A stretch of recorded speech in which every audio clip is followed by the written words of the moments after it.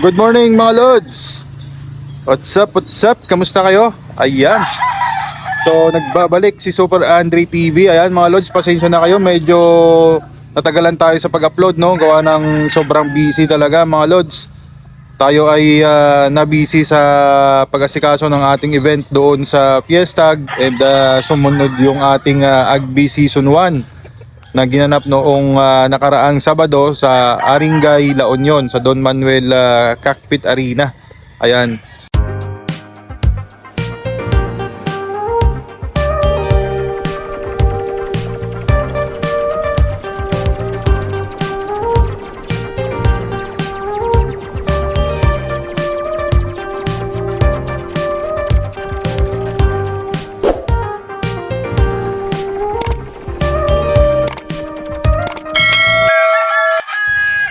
So, yun mga Lods, ang update, no? Maraming nagtatanong, although nakapost naman yan sa Facebook natin mga Lods, no? Ang score natin doon sa Agbi Season 1 ay 3 points lang, no? Out of 5. Which is good score naman yun mga Lods, kasi ang nag-champion doon ay 4 points lang. So tayo, since 3 points tayo, naging runner-up naman tayo doon mga Lods. Medyo mas talaga ang labanan mga Lods. Talagang basagan ng score, no? Wala talagang naka straight 5. Halos lahat ng mga bearing points, mga pa-champion ay nasisilat. At talagang mahigpit ang labanan. Lahat quality fights. Wala ako nakitang hindi magandang laban doon. Talagang sulit. Ang mga manok na dinala ng ating mga kabrad sa Agbi. At yung mga naging guest entry natin ay hindi rin nagpapahuli. Talagang mabigat din ang mga dinala nilang manok doon mga Lods, no? So sa mga nagtatanong mga Lods, ang first fight natin na ginamit ay Argo Black yon, no? Argo Blacks. Black siya mga Lods, hindi yun SBR. Ang iba tinatawag nila SBR daw. Kamukha ng SBR. Pero hindi siya SBR mga Lods. Yun naman ay Milsims Black na may Allen Roundhead. Tapos pagdating dito sa akin ay nilagyan natin ng Red Quill. Ay hindi, nilagay ko pala doon ay Kelso. So tinatawag ko na dito sa akin yun na Black Kelso. Ayan. Ang mating na yon ngayon mga Lods ay inulit natin, ginawa natin back to mama. Ayan. Then yung mga kapatid noon na babae ay nilagyan natin ng hiraw kasi may mga order tayo sa paulugan system natin ng hiraw, no? Yun yung mga kumuha before na nagpapanalo sa kanila. At nag-request sila na mag-breed tayo ulit. At yun ulit ang kanilang i-avail, no? So sa second fight naman mga Lods, ang ginamit natin doon ay Yellow-legged Hats by Robles. So parang straight hatch siya, pero yellow-white ang paa nun mga Lods. Hindi ako nakapagpalabas ng dark-legged sa mga yun eh. Merong naging sota. Yun, kinuha naman yun ng isang buyer natin. So titingnan ko mamaya kung okay na kasi medyo minor lang naman ang mga sugat ng mga yon. So I think pwede na natin yan siguro i-breed sa local na mga Lods, no? Gagamitin natin sa local. Then ang third fight natin natalo, yun yung gray na dinala dito ng dati nating handler, no? Nagustuhan lang kasi ni paring Luigi yun, laro nun, kaya naipasok. Then yung pang fourth fight natin ay ang ating pure na 5K sweater. Ayun, natalo yon mga Lods, pero magandang laban, maganda naman hindi naman siya nagpabaya, maayos naman yung performance niya sa gradas. Talagang medyo challenging lang kasi talaga mga Lods ang paglaban namin doon dahil si Super Andre ay Vice President ng Agbi, so isa rin tayo sa working committee na nag-aasikaso ng event natin, kaya kami ay naobligang pumunta sa event day before ng palaban nung hapon. So dumating kami Friday afternoon, mga 4 o'clock ng hapon doon sa Aringay, La Union. Wala kasi akong driver mga Lods eh. Kaya yung biyahe ko, isinabay ko na yung manok pati yung mga tao ko. So pinagpahinga lang namin sila sa cock house, which is aircon naman ng cock house natin. Cock house natin doon dalawa eh. Ang isa keeping room lang, yung isa doon tayo naglilimber. Then yun nga, medyo hindi lang tayo nakapag-focus masyado sa pag-point ng ating manok dahil siyempre as working committee ang dami natin talagang inaasikaso. So may mga tinatarian din tayong manok na galing sa ibang entry. Hindi natin maiwasan yun na tinatawag na tayo, magpapalimber na wala pa tayo dun sa ating cock house.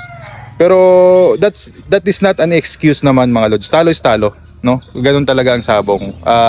May panalo, may talo. So hindi lahat ng oras ay laging panalo. Hindi rin naman lahat ng oras laging panalo kasi lahat naman yan ay inahanda natin ng maayos, no? So ganun lang, wala namang ano doon. Hindi naman excuse yung naging sitwasyon namin na maaga kami dumating tapos late fight kami. Okay lang yun, normal yun kasi sinusunod natin kung ano yung nasa program. Nasa program yun talaga yun. Kahit na tayo ay isa sa mga workcom at officer ng AGB, hindi natin ginamit yung ating posisyon para mag-request ng early fight, no? Or kung sino yung kalaban. Walang ganun kasi ang matching natin doon mga lods, management ng sabungan talaga ang nagmamatch. Then tayo, sumunod lang sa programa. So siguro kami konting adjustment lang kung paano namin i-adjust ang pointing namin sa ganung sitwasyon na medyo late talaga ang laban natin. Pero I think hindi naman masyadong ano yun, hindi excuse yun sa akin. Yun acceptable yung mga talo kasi ganun talaga yun. Ganun talaga ang sabong, no? Yung last fight naman natin mga lods, ang ginamit natin doon ay yellow-legged hats din na cross naman sa sweater. So yun, walang masyadong sugat yun, as in apaktari lang. Sa ngayon, ang kondisyon yung manok na yun, naka-cord na. So yung dalawa, yung black tsaka yung yellow-legged hats ay nasa kabilang farm natin, no? Titingnan natin doon kung ano yung naging sitwasyon nila ngayon. Pero yung isang araw kasi sinilip ko yung mga yun, mga lods, lahat naman okay, nakakatayo, hindi naman sila balda, no? Maayos naman ang kanilang sitwasyon. So ngayon mga lods, ayan, katatapos ng season 1, no? Meron na ulit tayong season 2 na gaganapin sa Pangasinan Coliseum. Diyan yan sa Calasiao, Pangasinan mga lods. So that is 5 stag again, no? Local edition. And tayo rito ay kakaunti ang local, no? Ang local natin dito mga lods ay nasa siguro 15. Sa 15 na yon may mga paling buntot pa doon, hindi lahat maayos, no? Pero sisikapin natin makapag-select ng 5. Then worst comes to worst ay gumamit tayo ng national band, no? So andito yung mga national band natin mga lods. Papakita ko sa inyo, papasilip ko sa inyo kung ano yung mga gagamitin natin doon. So again, sa lahat ng mga sumali sa AGB na mga guest entries natin, maraming salamat sa inyo mga idol. And sa lahat naman ng mga brads natin at guest entry din na nag-champion, ayan, congratulations sa inyo. Sana ay magpatuloy sa season 2. Ayan. Sa aming naman mga naka-runner up, ayan, bawi tayo at susungkitin natin. Isang panalo na lang talaga sana mga lods, magiging co-champion na tayo doon. Pero sadyang ganon, no? Pag hindi para sa atin, hindi para sa atin. Kung ibibigay sa atin, nauukol sa atin, ay atin talaga yon. So ang gagawin na lang nating adjustment is kung ano yung nangyari doon sa season 1 ay gagawin nating reference yun para sa adjustment natin sa season 2. So talagang dapat ay focus, no? Focus at yung temperature natin sa air condition na kakaos ay kailangan monitor natin, pati yung moisture. Kasi meron naman tayong ginamit na thermometer doon. Medyo hirap lang kasi syempre first time nang gumamit ng ating hander, no, natuturuan naman natin pero syempre hindi natin matututukan talaga gawa ng ang dami nating inaasikaso. Pero again, hindi yan excuse para sa akin, accepted lahat yan at yun ay talo talaga, no? So ito mga lods, papakita ko sa inyo ang ating mga gagamitin sa season 2, no? So ayan mga lods, no? Isa sa mga nakapili natin, yung nakatayo na yan, ayan, ay Foster Kelso. So ito mga Kelso lines talaga natin to, no? Ito ay Fransopia lines, pero na-acquire natin to kaya no, Doc Magat, no? So yung iba dyan talaga mga lods, paling buntot. Niritoke ko na lang iba dyan, pinatuwid ko lang ng konti, pero maayos kasi maganda kasi mamalo So may potential kasi siya. Kaya ayan, hindi naman natin mabebenta yan gawa ng paling. Di gamitin natin. Pwede naman yan hindi naman siya naka-apekto masyado sa kanyang lipad. Sinubukan naman natin, balance naman siya. Okay naman. So ayan, tsagain natin. Pero hindi pa ako fully decided dyan mga lods, no? Kasi ang hinanda ko rito for 5 stag ay nasa 18 to. Kasama yung mga national, ibang national na napili ko. So meron tayo dito ng straight, na mga Kelso's line. Ayan, mga Kelso yan. And then dito sa kabila ay meron akong pinahanda rin dito na all whites, no? So ito, susubukan natin tong process na ginawa natin dito sa whites natin. Ito may infused to ng mga grays eh. Pero dominant color ang whites natin. Yan namang white na yan mga lods. Ayan. Yan ay white talaga yan, no? Yan yung isa sa mga dinala natin dun sa expo, no? Hindi natin dinown yung presyo niyan mga lods kasi ang dami doon, talagang bagsakan ng presyo, sobrang bagsak ng presyo. Tayo naman hindi na tayo sumabay doon mga lods. Kahit anong mangyari, tamang presyo pa rin ang ibibigay natin. Pero kung hindi man siya mabenta, okay lang, at least tayo ay nakapag exposure. Kumbaga sinubukan natin, and then siguro next expo niyan alam na natin ang gagawin natin diyan. So dito mga lods, ayan, meron din ako ditong mga ibang local, pero yung local na ito mga lods bata eh. Halos kaedad siya ng national talaga. Kasi nasa ano lang to, December born lang to. Yung last batch siya ng local, pinabandingan ng local. Yung iba, double band na nga, local national, no? So pipili na lang tayo siguro dyan ng mga medyo maayos-ayos. Pero sa ngayon, tuloy lang kondisyon yan. From time to time, silipin natin, hipuin natin, tingnan natin kilos nila, and then selection na lang tayo. So I think sod na tayo siguro dyan, no? Ngayon, sa 18 na yan mga lods, 18 I think 20 heads yung nanda natin sa local, no? Pero may mga nakahalo na dyan, national, local, national. Pinahanda ko na lang lahat yan mga lods kasi malapit na rin ang ating elimination sa local ng TJBA at WPC. So mas maganda ng kasabay-sabay na yung mga yan para mag-adjust na lang tayo sa schedule.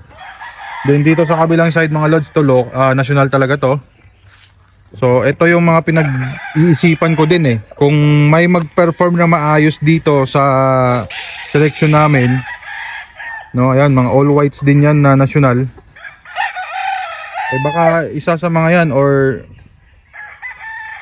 lahat yan sila ay gagamitin na rin natin. Kahit local band ng local edition ng sasalihan natin, itetry natin itong national natin. Medyo behind tayo ng 3 weeks to 1 month old siguro sa mga manok nila. Pero ayos lang yan mga lods. Although may disadvantage talaga, pero subukan natin. Bigyan natin tiwala itong mga breed natin, no? Then dito naman, isang line, national din ulit yan. Ayan, naka-pre-con na rin yan sila. So, yung ibang national, nandun pa sa kabila, hindi ko pa napipilian yun. Kasi kung paminsan-minsan may mga walk-in buyers na sumusulpot dito. So, dun sila nagsiselect. No, kaya nagre-reserva tayo ng pangbenta at nagre-reserva din tayo ng panglaban natin. So, ayan, shout out nga pala dyan mga lods, no, kay idol natin Obet Credo ng Qatar. Ayan, nasa Algarafa area daw yung mga yan, no. So, ayan mga brads, no, kasama diyan ni Idol Obet Credo ng Dinalupian Bataan. Ayan, nasa Algarafa, Qatar. Ayan, yung mga tropa natin diyan sa Qatar. Assalamualaikum mga lods. Kefalek, ayan, kamusta kayong lahat diyan, no? So si Super Andre ay dati ring OFW na naka-base din sa Doha, Qatar mga lods. Ayan. Kaya mahal na mahal ko yung mga OFW natin na nasa Qatar. Baka yung iba sa inyong nanonood dyan ay nakakasama nyo na ako dati sa basketball o di kaya sa ibang project, no, na pinapasukan natin. So ayan lang mga lods ang update dito sa farm, no. As of now tayo ay nagko-condition na para sa season 2. And of course, tuloy-tuloy na rin ang ating breeding for early birds. Ayan, may mga egg collection na tayo doon na nasa 2 tray na. No, tatargetin natin yung October born para sa early bird 2025. So, ayan. So again mga lods, maraming salamat po sa panonood ng aming vlog. And God bless po kayo sa inyong lahat. And mabuhay po ang lahat ng sabongerong Pilipino.